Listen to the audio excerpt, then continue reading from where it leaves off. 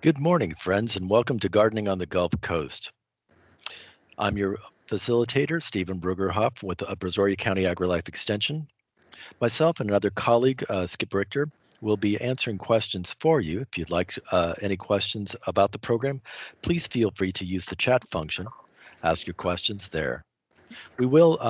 We have arranged to work with our presenter, David Oates. He's horticulturist with AgriLife Extension in Jefferson County.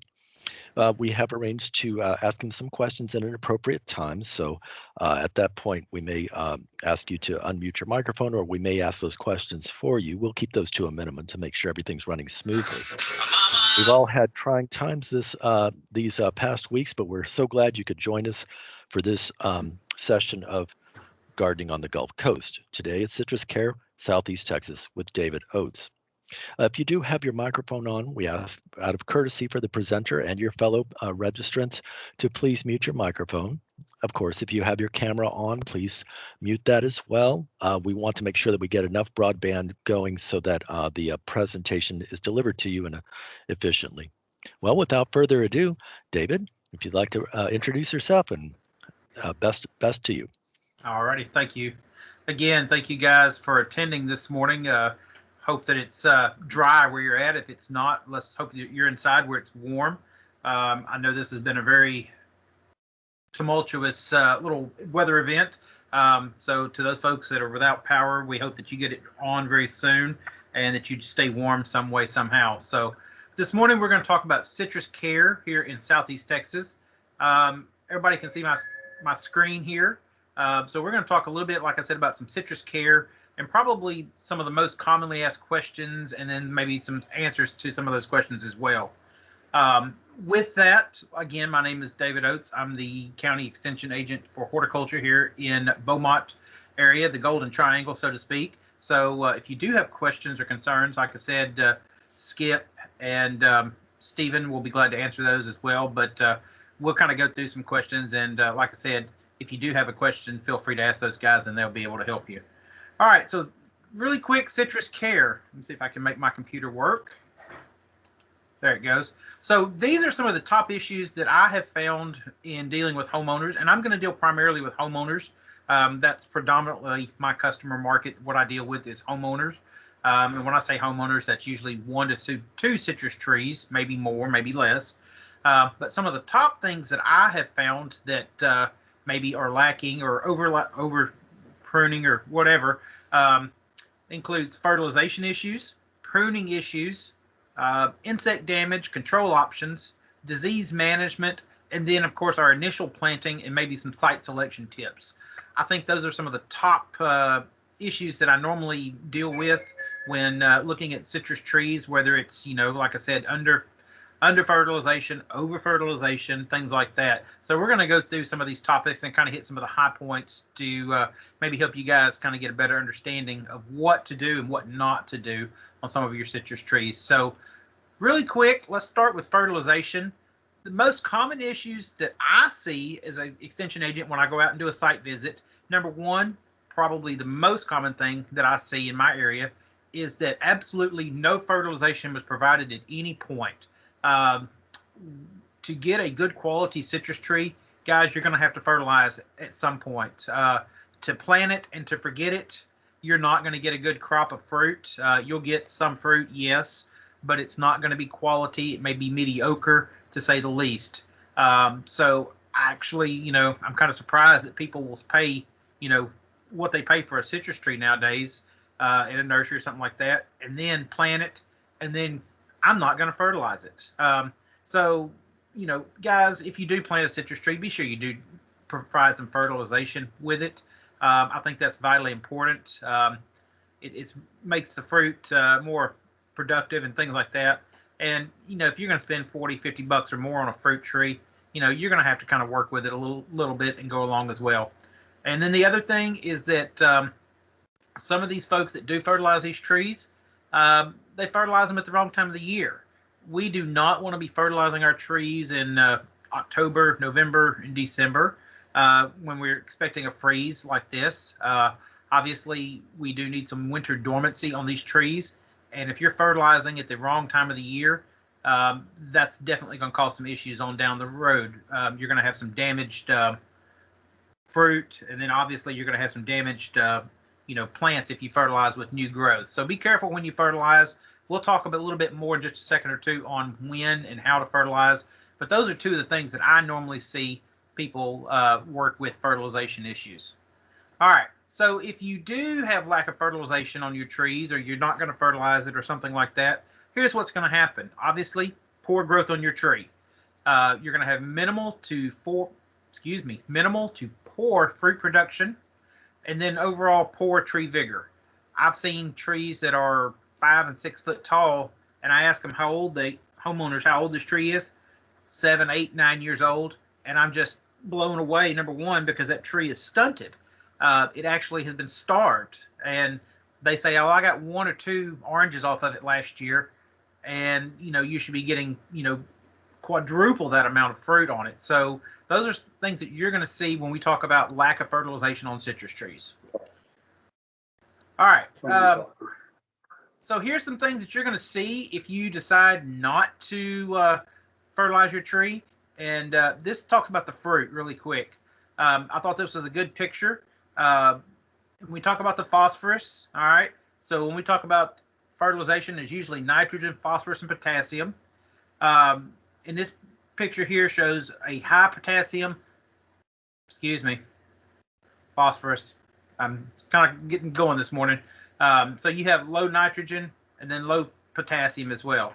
You're going to have misshapen fruit, maybe a thicker rind, and then kind of a rougher outer shell. But that's a good scale on what your fruit should look like, especially this bottom picture here. You have a really thick rind on a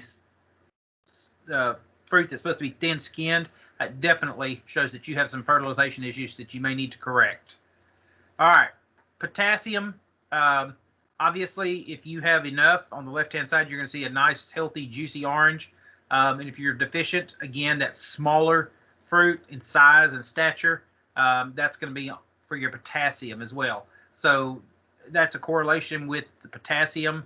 You're going to have a good-looking fruit. And if you're potassium deficient, you're going to have a smaller fruit as well. All right, magnesium deficiency. This usually shows up in the leaves. Depending on where you're located, and this can be multiple things as well.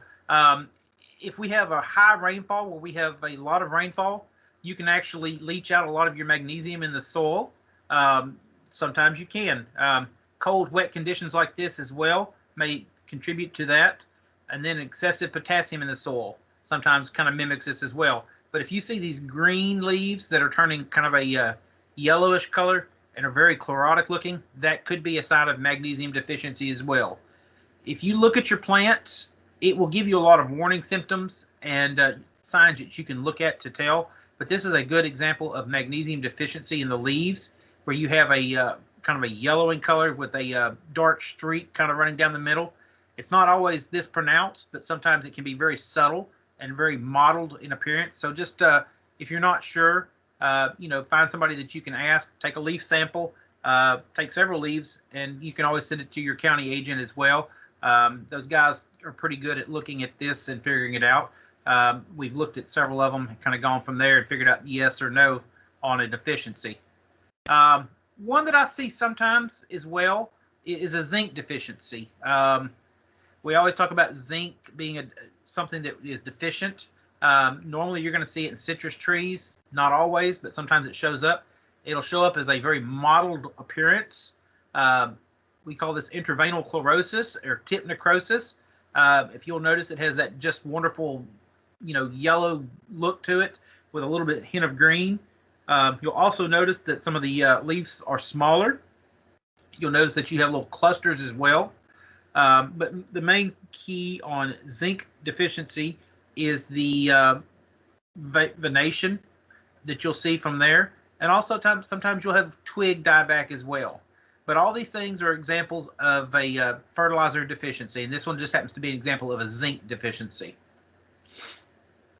All right. So really quick, let's talk about fertilization schedule. That's probably the best thing that we can talk about as homeowners. Way to really get those fertilization schedules going. I have a lot of homeowners that just simply one time and I'm done. That's probably not the best way to do fertilization on citrus. So I would suggest avoiding once a year applications. I've had several homeowners, well, I fertilized it in February. That's all I did for the whole year. Well, you gave it a boost, but you needed to be able to sustain that boost of fertilizer throughout the whole year. So what we suggest here is to do several smaller applications spread over multiple months. Instead of putting it all out at one time and saying, there you go, have at it, do a small application every 6 to 8 weeks will help basically with the uptake of it. When you do use a fertilizer, stay away from the bargain basement dollar store fertilizers. I'm sorry to say they're probably full of filler and not that good a quality. Use a good quality fertilizer with micro elements added, and you're going to find that in most of your higher end quality fertilizers. One thing that I see a lot of homeowners doing is to use the tree spikes. I'm not a big fan of those. I know they're targeted and they're promoted as citrus spikes or things like that. I would say, in my opinion, stay away from those guys because they only target a very selected area. You're not going to get a broad area of coverage. When you put out a tree spike, you're only going to have that fertilizer go so far before it runs out of steam, so to speak. I would say avoid the tree spikes if you can. I'm not saying yay or nay on them, but I would say probably that's not your best option. Your best option for your application is to do what we call a broadcast application, and that can be either by hand or by a small hand spreader, something like that. That seems to work best, and that gives you the most coverage. All right, so fertilization schedule. All right. If you're going to do a fertilization schedule, you don't have to be exact, but this is a good ballpark schedule. If you're going to use a good quality granular fertilizer, I like to use something like a 15-5-10 or a 16-6-12. You're looking for a 3-1-2 ratio on your citrus. They market citrus fertilization as, specialized citrus, but I have found over the years in my area that a 15-5-10 seems to be the best overall formula if you're using one. Now, you can buy specialized citrus fertilizer. They're great. You're going to pay a little bit more for them. But if you at least do the minimum here of a 15-5-10 or something similar, that would be what I would use. Now, I threw a picture of a Lone Star fertilizer simply because that's what I grew up with in East Texas. I think it has a lot of good micro elements and nutrients in it. So that's a good overall fertilizer to use. You can use other fertilizers as well, like I said, but if you're looking at dates, probably the best time to fertilize, it's really easy. I've kind of broken it down, and some of my master gardeners and some other my folks that I work with and are really good with citrus, they've come up with a really easy way to remember it. Valentine's Day, Mother's Day, and Father's Day. So if you fertilize about mid-February, early May, and mid-June, you are pretty much on track for when you need to fertilize. Take that amount of fertilizer and break it into 2 or 3 equal portions on those dates or around those dates, and you will be good. And you'll notice the last bullet says never fertilize after July 4th. Again, we put that in there because we don't want a late season fertilization, just simply due to, if you have a flush of new growth in late fall, you could risk the injury from a cold snap, an early cold snap. Obviously, this one here is a little bit later in the year that we're seeing right now, but I put on there never fertilize after July 4th as a good rule of thumb. All right, here is my handy dandy fertilization schedule and amount. This is probably what I give to homeowners the most in terms of information. They want to know how much and when to put out fertilizer for their trees. All right. So if you've got a brand new tree, I normally recommend do not planting. And when I say new tree, this is something that you bought from the nursery that's probably 2 to 3 years old. Initial planting, I would say that you probably don't need to fertilize at your initial planting. Let that tree get established.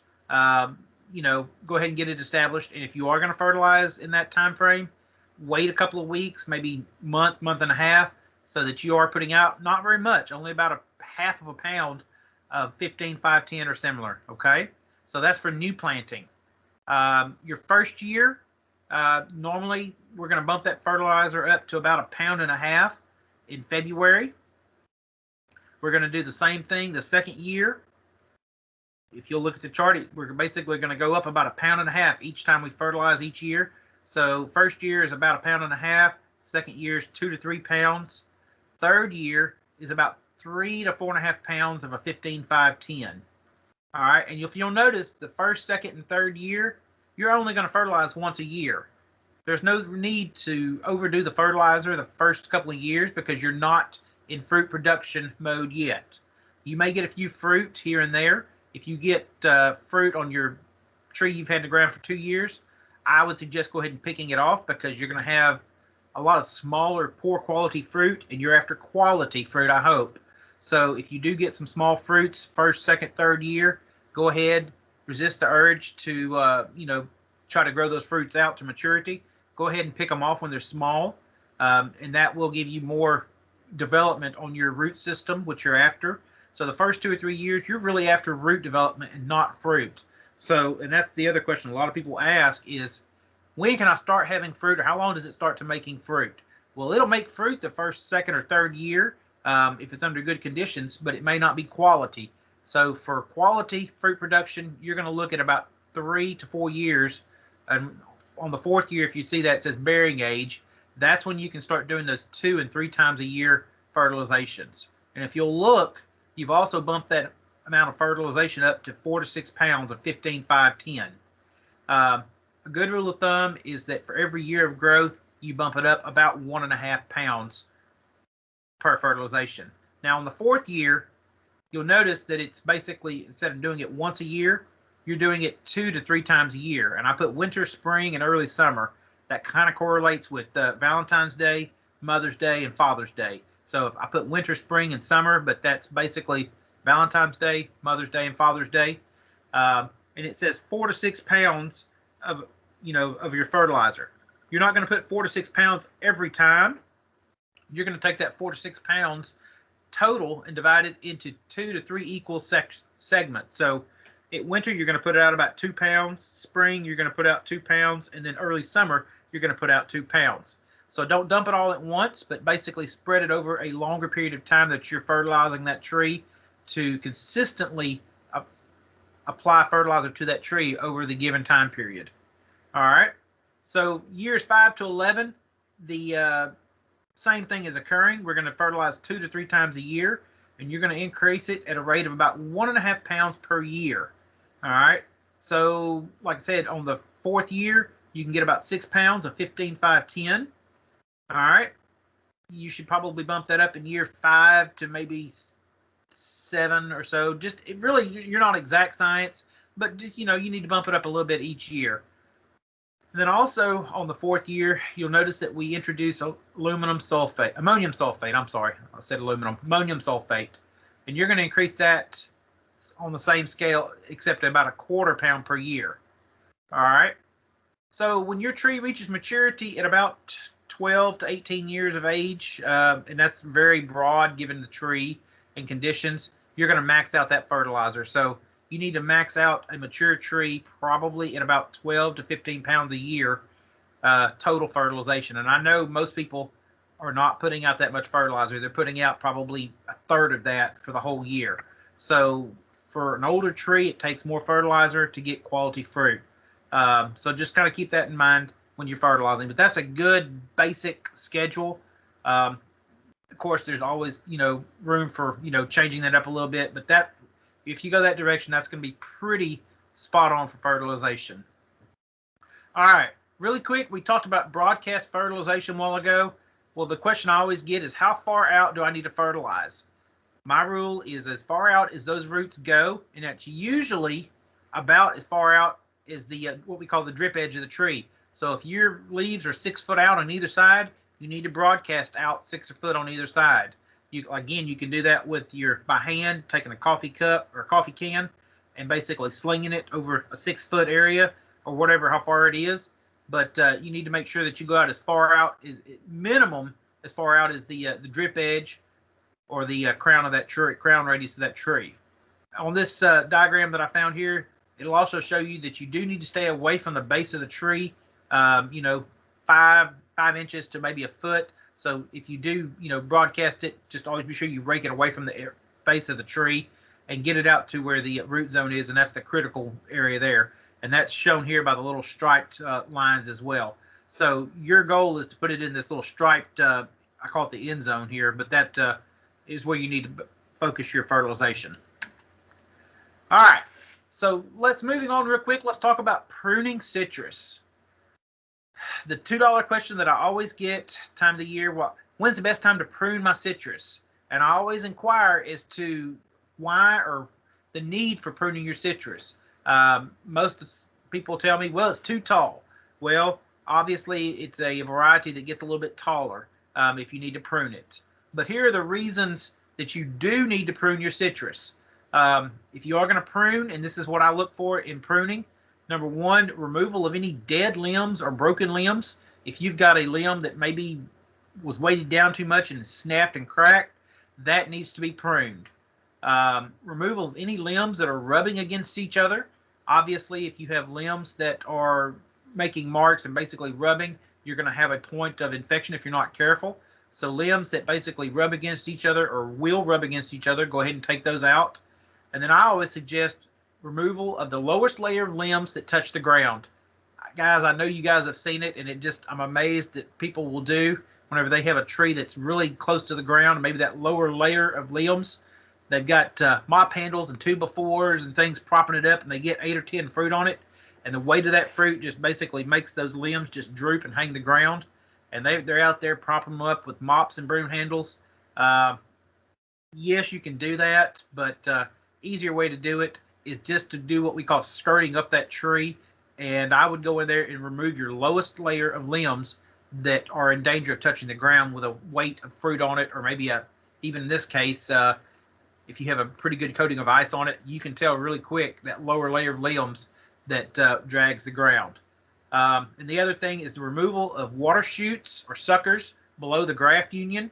Guys, this is vitally important. If you don't maintain this on some trees, those water shoots and suckers can actually overpower the top part of your tree, and that's the part that you're after. And you know, within a year to 2 years, you can have half your tree that is not viable, or if it does produce fruit, it's of no quality because it's root stock that has taken over. So those are reasons that you do need to prune your tree.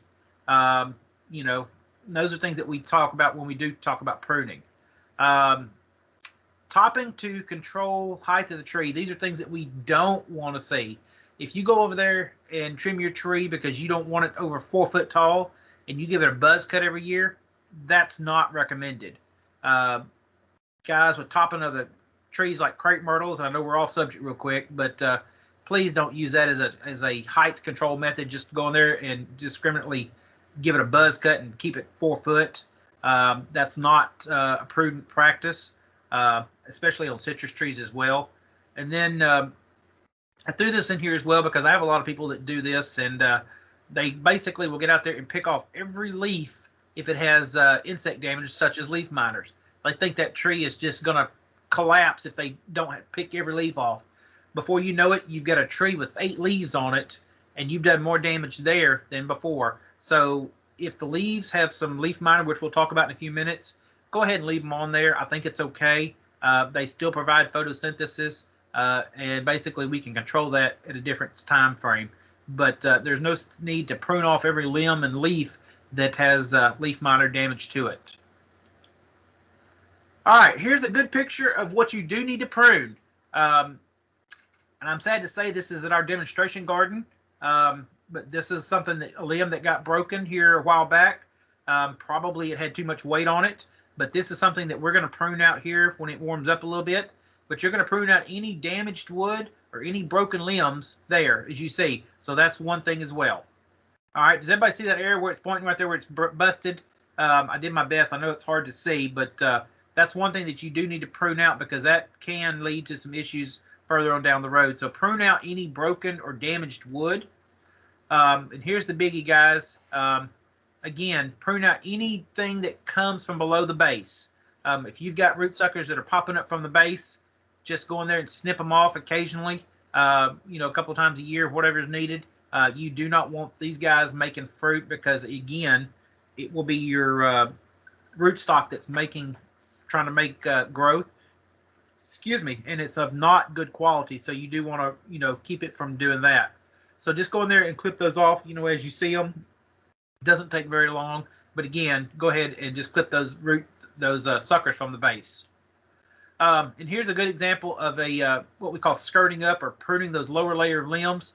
It's hard to tell, but that limb is probably dragging the ground in some places, so we want to go ahead and limb that tree up. Number one, it's easier to get under there and maintain with a weed eater or mulching or whatever you're going to do. But just, keep those lower layers of limbs pruned up, where they don't drag the ground, because that is a point of disease and entry for pests and disease. So from water splashing on the ground. So be sure that you do trim those lower layer of limbs up on your citrus trees. All right. Now, what if you have a citrus tree like this that's got 4 or 5 trunks trying to be the dominant trunk? Again, here's one that's more of a shrub or a bush. At some point, we're going to have to go in there and prune out some of these lower laying limbs to get a dominant trunk. Most times this is done at the nursery, where you have one main trunk. Sometimes you get one that has 3 or 4 trunks like this one. So you do need to go in there and at some point make sure that it has 1 to 2 main trunks, and just prune all that away from the base. So this is something that we will work on over time as well. But I just want to show you guys, because I know there's some trees out there like this that basically they branch very close to the ground, and they were, basically grown short and close to the ground, and that does create some issues if you're trying to keep that fruit off the ground. So establish one main trunk, and we'll probably establish this one right here as our main trunk and prune everything else away from it at some point. So just be aware that you want a single trunk if possible. All right, and here are some pictures that I pulled off the internet. I couldn't find a good one, but this is something that you never want to do, guys. If you do it, I don't know what to say. This is a worst case scenario. You never ever want to top or head your branches off like this. If you do that, I don't know. What happens basically, guys, if you prune them back like this, you're going to get a lot of new growth on some of those limbs, and pruning it back that severely gives you what we call excessive water sprouts. So basically you have a lot of new tender growth on a very short limb that is not capable of supporting that weight. A lot of times you'll get limbs that break off very quickly, very easily, from the extra weight of foliage and fruit. So guys, do not ever trim your citrus trees like this. I wouldn't even say this is a last resort, but this is something that, I've seen from time to time. They call it rehabilitation or something like that. Definitely not what we want to do. So guys, this is just something you don't want to do at all. All right. And I threw this picture in here because obviously, if you can look and tell, I think there were 2 trees that were planted way too close together. Think about it. Think long term. But again, there are 2 trees in that cluster that you can't even see the other one, but there's 2 trees. So when in doubt, give it some more space. And we'll talk about that as well. But this is normally what I see in a backyard, that little new subdivision where they want every fruit tree and then some. They plant 4 or 5, and then they get too big too quickly. And then you've got a tree that's going to go downhill because it's crowding it out, shading it out. All right. Trees like this as well. I see this from time to time, and this is where homeowners call me and says, well, it's too tall. Obviously, you guys have planted it on the wrong rootstock. If you guys are going to, buy a tree, obviously you want for a homeowner, again, this is for a homeowner, a tree that is smaller in stature. So look for trees that are on a dwarf rootstock. The flying dragon or that trifoliate rootstock in our area gives you a smaller tree, maybe 8 to 10 foot at maturity. This one is probably double that. I don't know how old that tree is, but the homeowner every year calls me and says, I'm going to cut it down or give it a haircut every year. And so we have to talk about it every year. But so far she hasn't done it, but it's coming, I know. So just have to wait and see. All right, any questions on that? I know I moved through that pretty quick. Stephen, any questions? Currently, there are no questions, David, but I do have a personal question for you. Sure. As far as if you are to initiate pruning, Yes. do you want to lay off of the young trees and really focus on mature trees? What is your opinion on that? Oh, good question. Obviously, if it's, I would say if you have a tree that you planted in the last year or two, let that tree get established, and that way you can see how it's going to grow. A lot of times, trees do not require as much pruning as we think, and it's more maintenance issue, like I said, removing damaged limbs. But, if you are going to prune it, I don't call it an art, but it's more just take your time and, look at each branch and, figure out how big it's going to grow and, what is the reason you're trimming it. If you're, like I said, if you're pruning it to take out dead or broken limbs, obviously that's good. If you're planting, that tree and you want it to be like a little topiary, I've seen some topiary citrus trees before that are kind of sculpted into a ball. Obviously, that's not what we want. That tree will kind of prune itself, so to speak. But I would give that tree a couple of years to kind of, see what it's going to do before I start pruning on it. Unless you get a tree that's pretty rough straight from the nursery, which that doesn't happen very often. But every now and then you'll get one that slips through, maybe has 2 leader trunks and things like that. So really just depends on, your tree and, site specific issues such as that. Does that answer that question? Yes, sir. Sure it is. And that was perfect. Thank you very much. But I do have one question that Sure. just popped in, and then we'll continue with the presentation. The Okay. question is, do you recommend pruning if a citrus tree has any fungal disease like greasy spot or melanose? And is it better is a better recommendation to use a fungicide as well? Oh, good question. Um, I'm not sure. I would probably say on that, Stephen, uh, if you can treat the issue before pruning, I would say pruning would be an absolute last resort. Normally, I don't prune to get rid of an issue like that. Usually, that can be controlled through a what did she say she had? Greasy spot. Yes. Okay.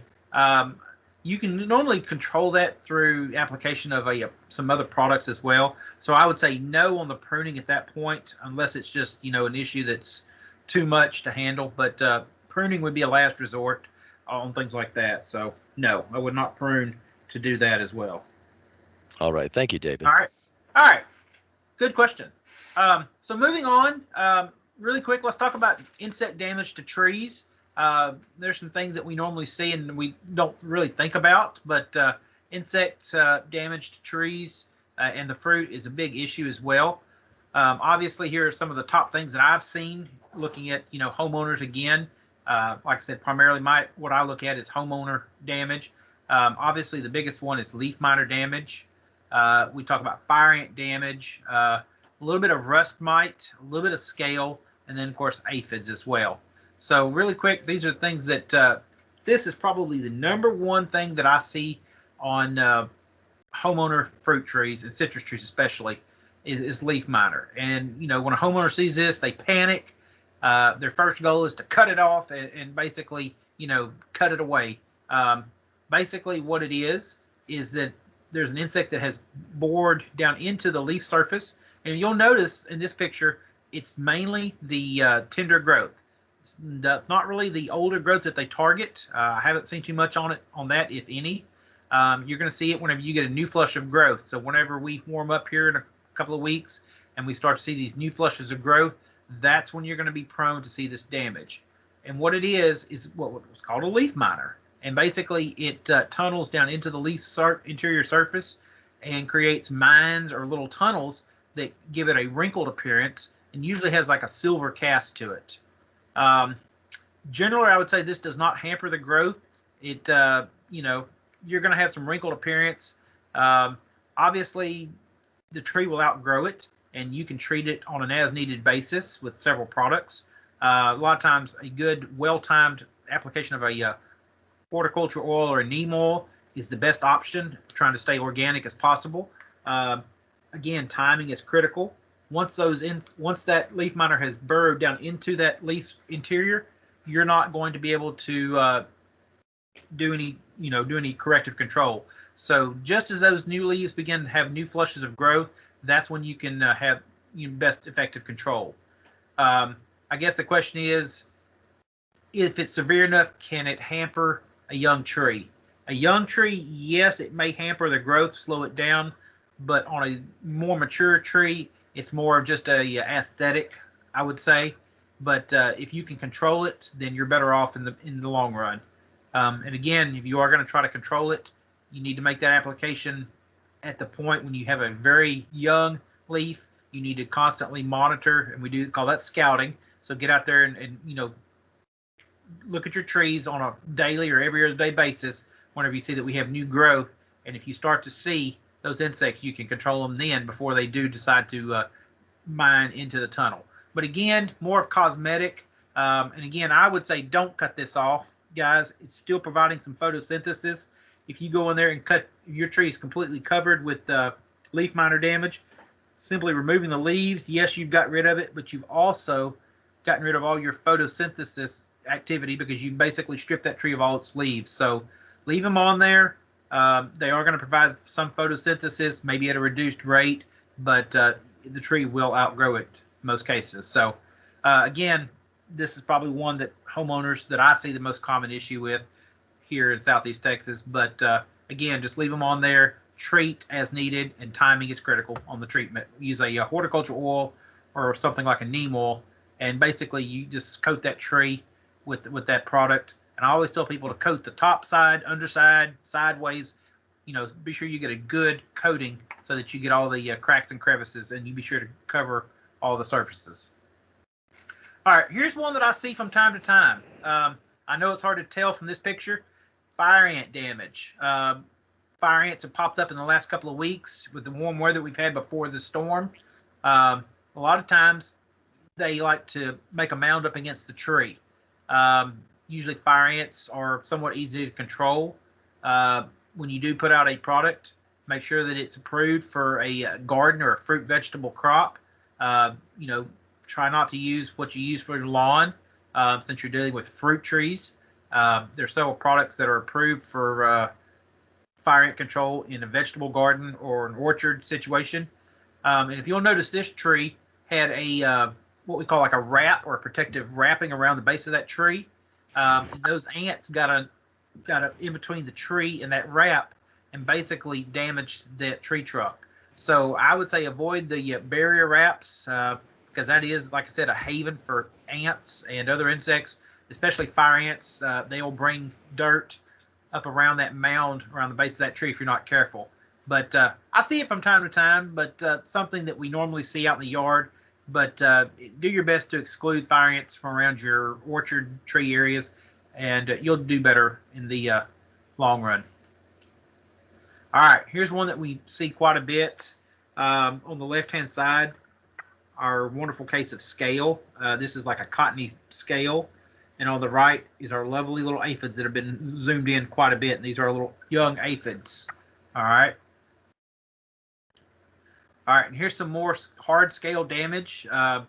This one basically shows that it almost looks like it's, part of the tree trunk. This means they've been there a while. We need to control those guys as well.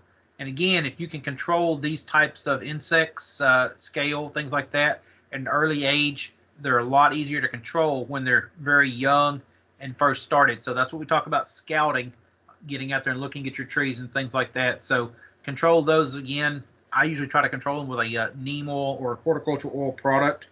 That seems to work pretty good. But again, timing is critical because once they're there, they're harder to get rid of at maturity. So here's some damage to the fruit. Obviously, this is a lemon here, but this is basically some scale damage. And basically, for marketing, that's not going to sell. If you're eating it, maybe okay if you're going to, not worry about it. That minor scale damage is probably acceptable to some homeowners, but if you're giving it away or trying to sell it, maybe scale damage on the fruit like that, not going to sell. Control is easy, with basically, again, an oil-based product, and we call that during the crawler stage because they're much easier to control. So timing is very critical, again, as well, to control these things as well. But that's basically some scale damage to the fruit. And basically just apply a good horticulture oil, again, to coat at the younger stage of the insect. We call that the crawler stage. Some other damage to fruit on the left-hand side, and I get calls from this from time to time. We think this is on the left-hand side, we're going to call this what we call roof rat damage. Basically, it's not a rat or a mouse, but it's what we call a roof rat. Those are those large rats that you normally see. They have the ability to run up and down the fence and kind of jump from limb to limb. They will basically hollow out the inside of a fruit on a tree. If you see droppings of the fruit just basically scattered on the ground and basically the fruit is still hanging, most likely that's damage to your fruit from a roof rat on the left-hand side. On the right-hand side, this is basically bird damage. A lot of times it's superficial. It doesn't go all the way through. Sometimes it does. But if you see this is basically in grackles or something like that. A lot of times we see grackle damage if you're in an urban area. Mockingbird sometimes as well. But they basically peck the fruit, causing superficial damage. Again, if you're trying to sell fruit, pretty sells. This is not pretty, so if you're trying to sell it, this may be an issue. But for consumption, if it doesn't break the skin, you're fine. Just control those in best appropriate method. Again, if you live inside the city limits or outside, depending how you can control those. So, but just be on the aware of that's what that is. Left-hand side is roof rat damage, and then on the right is bird damage from pecking the outer skin. All right, I know, guys, you guys have seen this as well. Sooty mold on the tree. Again, this is just something that we see from time to time. Some trees are, have none on it, and then the one next to it is absolutely covered. This is basically what we call sooty mold, and it's also known as honeydew. And if you guys are not familiar with that term, it's basically insect digestion and secretion that basically coats the leaves and the fruit surface. The sooty mold doesn't infect the plants, but the mold can indirectly affect the plant quality. And again, it's kind of like the earlier on, it's leaf miner. It's going to slow the process of photosynthesis down. And basically, guys, it looks unsightly, and I hate to say that. It's easily washed off from the fruit and trees. I've seen people go out there with a soft bristle brush and scrub their tree and the leaves to get it all off. And a lot of times, if it's dry, it'll flake off. A little bit of a detergent, a very small amount of detergent, and it's a very soft bristle brush or a soft cloth. And a lot of times you can basically remove that. A lot of times we can tell you if you hose it off, you first see it, a strong blast of water will sometimes remove it as well. And this is basically insect control issues right there. If you're controlling your insects, you're not going to have this. But if you're not controlling your insects, a lot of times you will see this. So basically, I would say this is more cosmetic. If it is severe, in an extreme case, you can reduce your photosynthesis, thus reducing your fruit quality as well. But again, this is just homeowner, maintenance, getting out there and being, proactive on that. But again, this is sooty mold, and we see this quite a bit on a lot of our trees. All right, disease control, really quick. Given our wet weather we're having today, I feel like we're probably going to see some disease issues this year, being nice and cool and damp environment. One that we normally see pop up sometimes is called melanose. I believe somebody had a question earlier. It is a fungal pathogen. What it looks like is about 120, 150 grit sandpaper on the surface of that fruit. Really fine. It's not a rough texture, but more of a textured, really middle of the road sandpaper kind of surface. And And again, this is caused by rainfall irrigation. If you're running sprinklers on top of those citrus trees, we'll talk about that in a few minutes. But basically, just cool temperatures, excessive rainfall, things like that. To help prevent this, guys, you can use a copper-based fungicide early in the season. That's probably the best thing to use when you do start to see this, is to use a copper-based fungicide as well. Again, not really going to mess with the fruit too much, but it is going to affect the quality, again, if you're trying to resell. And again, you guys know that pretty sells, and if you try to sell fruit like that, you're going to have some harder time selling it, even if it does taste decent and is okay. All right, greasy spot. Again, greasy spot is a fungal pathogen. Moisture issues, sanitation around your fruit trees as well. And the best way to control it is with a well-timed oil-based product that will help control this. And when we say it's a greasy spot, it's kind of like a splot. It's more of a splotchy covering. It's not greasy, when you say greasy spot, it's not greasy in nature, but it's more of a splotchy covering. And it's just a fungal issue. So if you guys have opportunities to spray your trees, a really good oil-based product will help to control that as well. And then we said good sanitation. And what we mean by this is make sure there's proper airflow in that tree, and that goes back to pruning. We didn't talk about it as much as I have wanted to, but a well-timed pruning to help get a little bit of airflow in that tree. If it's too dense, you're not going to get any airflow, and then that is a haven for fungal issues as well. So basically, just good maintenance and a well-timed spray will help control that. And this is called the greasy spot as well. All right. Here's one disease control that we are worried about in extension is citrus greening. It is a bacterial pathogen. All right. And it's caused by an insect called the Asian citrus psyllid. And basically what's going to happen is this is a gradual decline of the tree on all fronts. As far as I know, presently, there's no cure for it. There's some talks about some different things going on right now, but as far as I know, once you have an infection of basically citrus greening, your tree is probably going to start going downhill. What you're going to see, basically, leaf mottling, kind of a corky veins, leathery leaves, thinning leaf coverage. Your tree is going to look healthy and robust to very sparse, very thin coverage. Fruit's going to be smaller, maybe misshapen, and obviously you're going to see a poor quality and taste.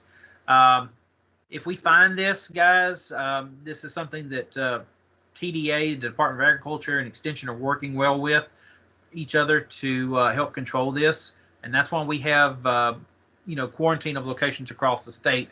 Obviously, in the valley around urban areas, guys around Houston, I know this is a big issue as well. And if you do have a diseased plant and it is tested positive, I would say that removal would be your best option just to get it out of the landscape to prevent further spread, because this is a serious issue when we talk about fruit quality, messing with our production of citrus here in the Southeast Texas area. So if you do have a tree that does test positive for this or doesn't look good, we can always take samples and send off to the lab. But any of the agents or myself, like I said, can help you diagnose things like this. And here's a good little sheet that we have that talks about citrus greening here on the Gulf Coast. And basically the little psyllid, you'll see it there in the middle, kind of stands up to me. It looks like it's kind of hard to look at it, but it basically is standing upright, and that is probably the telltale sign of the psyllid.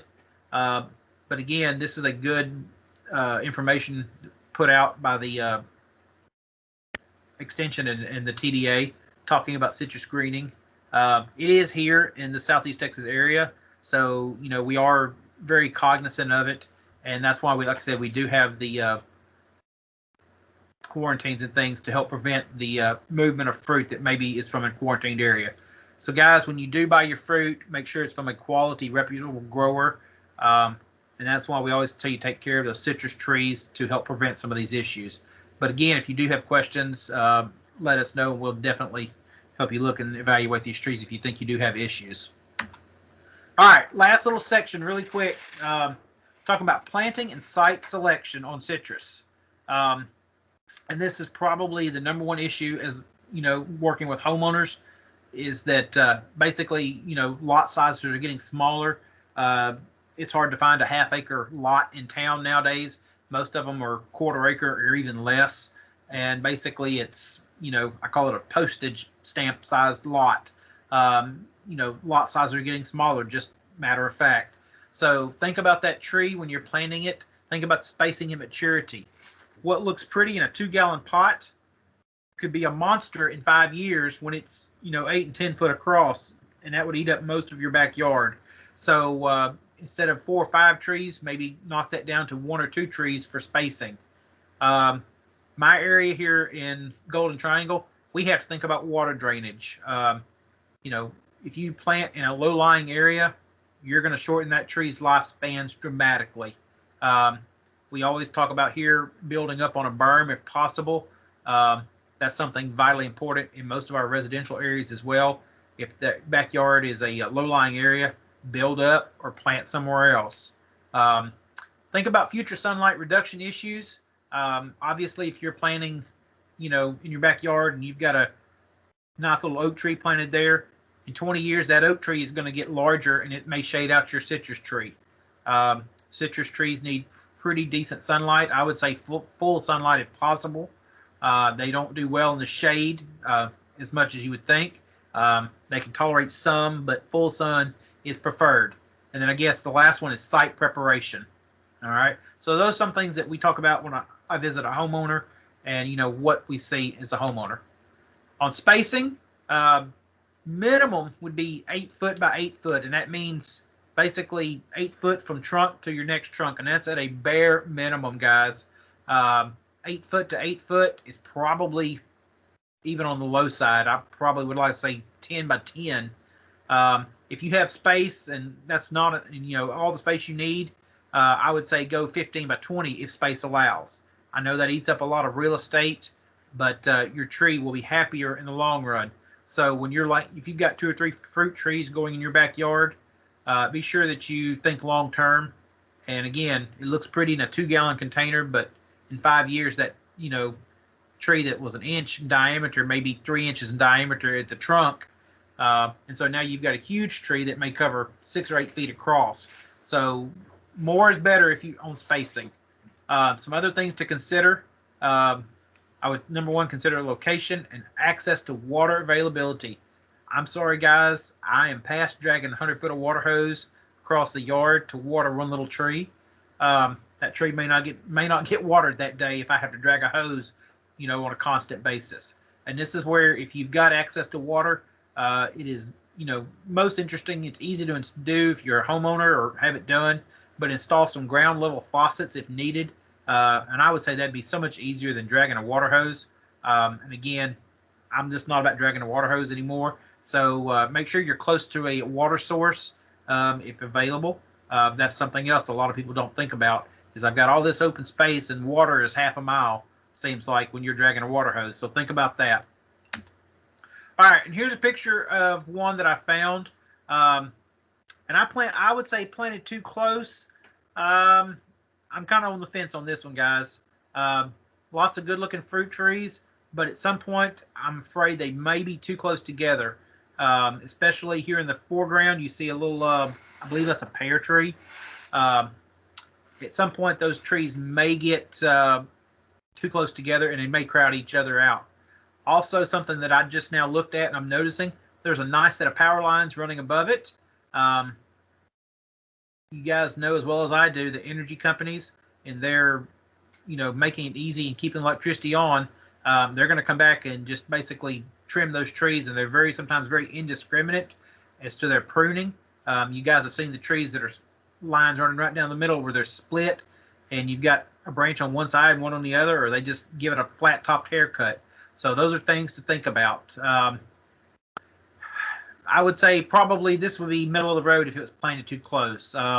If you took out every other tree, I would say that would be a lot better. But, in a homeowner situation, this may be a little bit too close for my comfort, but again, each case is individually looking at, so there's things to look at and talk about when you're planting those trees. All right, really quick, drip irrigation for your citrus trees. I think this is a great idea, and this is what I was talking about, running a faucet or a line for each tree. This is nothing more than a riser with a irrigation or a little soaker hose wrapped around the base of that tree 4 or 5 times. I think this is great. That way you know the tree's going to get watered. You're not watering outside the root zone or that tree. You're targeting all the water to specifically where it's needed. You're not wetting the foliage. You're keeping the foliage dry. And this can be expanded or adjusted as that tree grows and gets larger. So this is a great option if you have the ability to do this. I think this would be something very easy to do. Run you a line and then basically have a riser with basically a drip hose or some drip tubing around the base of that tree, and it goes around it 3 or 4 times so that you can spread it out as that tree matures. This is, of course, an ideal situation when you're talking about irrigation on your trees.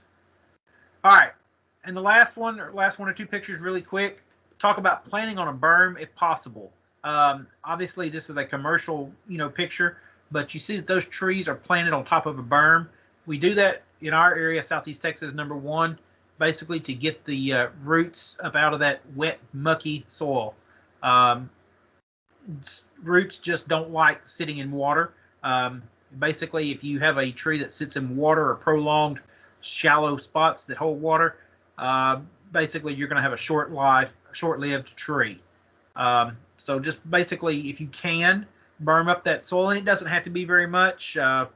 Anywhere from 6 to 8 inches will make all the difference in the world on that tree when you talk about planting. So if you have the ability to build up a little berm of some sort, then that's what I would suggest here in Southeast Texas. Plant on a berm if possible. All right, last one, and I threw this in here this morning because obviously we're going to have some freeze damage. It's too early to tell, I'm afraid, but I'm very skeptical. As cold as it's been, things like that, I suspect we're going to have some freeze damage. And guys further north, oh gosh, I'm worried. But things to look for, leaf and wood injury. You're going to see dark brown color on wood injury. Sometimes you'll see where wood has split. Those are things to start looking for when it get out of the deep freeze here in a little bit. Hopefully in the next couple of days it's going to warm up and you can get out and do some examination. Look for dark wood colored spots. And a lot of times I tell homeowners to do the little scrape test, take a pocket knife and basically do a little what we call scrape test. If those limbs look brown and you scrape it and it's brown, you probably have some freeze injury. If you see a green material, then you're probably okay. And sometimes there's a creamy color in the middle. That's kind of the marginal question right there. Fruit injury, obviously, if you've still got some fruit on the trees, maybe some grapefruits, you're probably going to have some water-soaked fruit. A lot of times the fruit sacs inside the fruit will burst. Obviously, if it's cold enough and it's been cold enough, we could have some damage as well. The biggest thing that I would say right now on recovery is wait to prune until that spring flush is mature. A lot of us like to prune around Valentine's Day, but this year we may have to delay a lot of our pruning just to evaluate some of the freeze and frost damage after a couple of days. Resist the urge, guys, to get out there when it warms up this weekend in the 65, to get out there and prune off any damaged material. We always just want to wait a little bit longer before we do any kind of pruning. Obviously, that damage is done, but we'll just have to wait and see. And then I guess the last thing, if you are doing some fertilization, I would reduce that amount that you're going to fertilize until that tree is back to its original healthy size. So if you normally do a Valentine's Day fertilization, I think we may have missed that one. Obviously, it was too cold to get out there and do it this last weekend. But, reduce the amount that you're going to fertilize until that tree canopy is recovered and it looks like that you're going to have that tree survive. So that's all I had. I know there's probably some questions, and I guess this is probably the multi-million-dollar question is, did my tree make it? And I will just say that time will tell. If it was in a protected location, let's hope that it will. A more mature tree will withstand it better than some of these younger trees that may have been planted in the last 1 to 2 years if they weren't protected. So that's really all I had. Does anybody have any questions? Hey, David. There are no additional questions in the chat box.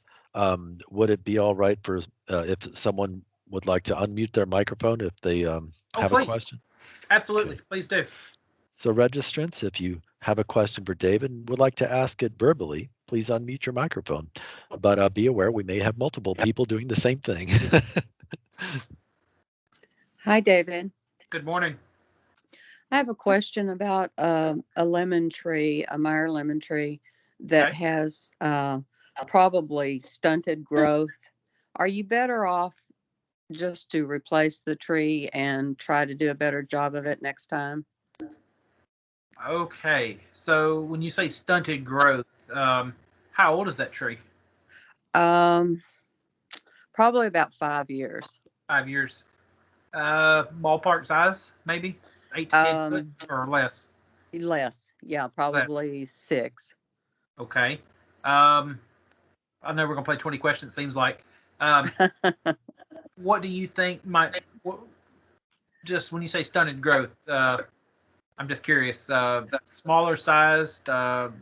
Yeah, less fruit production, and I have not really too much disease problem. I've had a Okay. little bit of leaf miner, and yeah.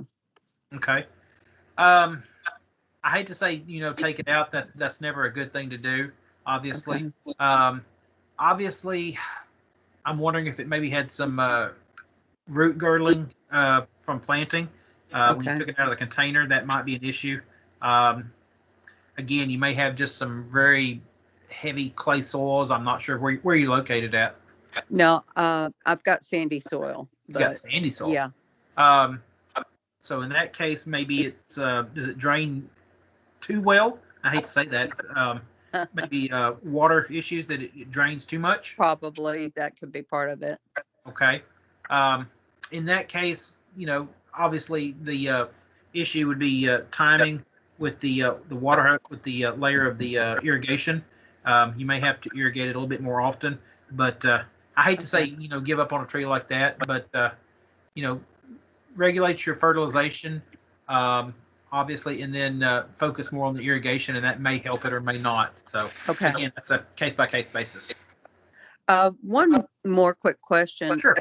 Where can I find your Eureka, I believe it is, lemon tree instead of Meyer lemon? Do they grow here? They do. They're going to be a little bit harder to find. Most of us like the Myers lemon. I would say check your local nurseries wherever you're located. That they'll have a better selection than most. That's where I would start. Would be what I call mom and pop nurseries. They can tell you where the best option to find one. Again, depending on where you're located. So. Okay. Thank you very much. No, thank you.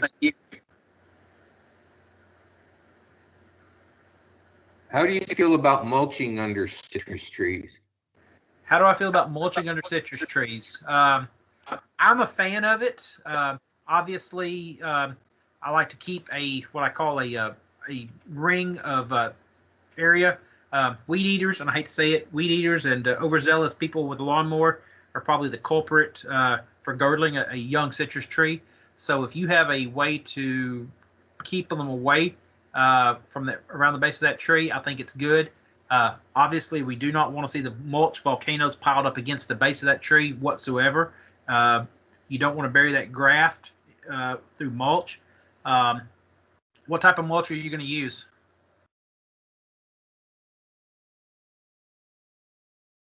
Okay. I was looking on the internet, and some folks recommended just scalping underneath the tree, and some recommended, I guess, bark mulch or pine straw or something.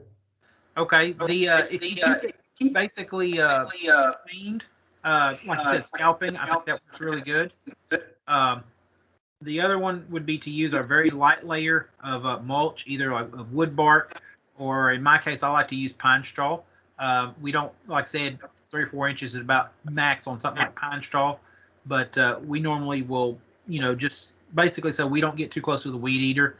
Again, to keep the weed control down. But that's a good option to use, is that pine straw or pine bark. Thank you. Yes, sir.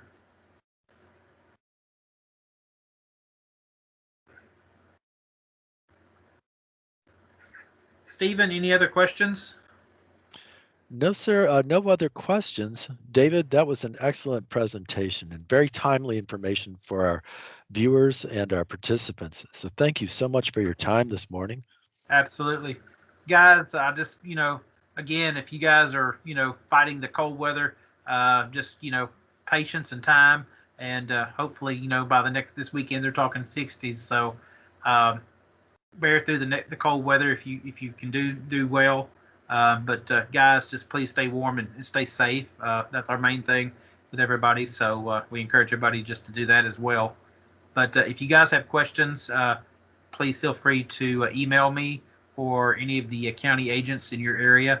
They'll be glad to help you guys. I'm sure we're going to have questions as everything thaws out in the next couple of days. But again, thank you guys for taking time out of your schedules today. And if we can answer any questions, please let us know. Thank you, Stephen. All right. Thank you, David.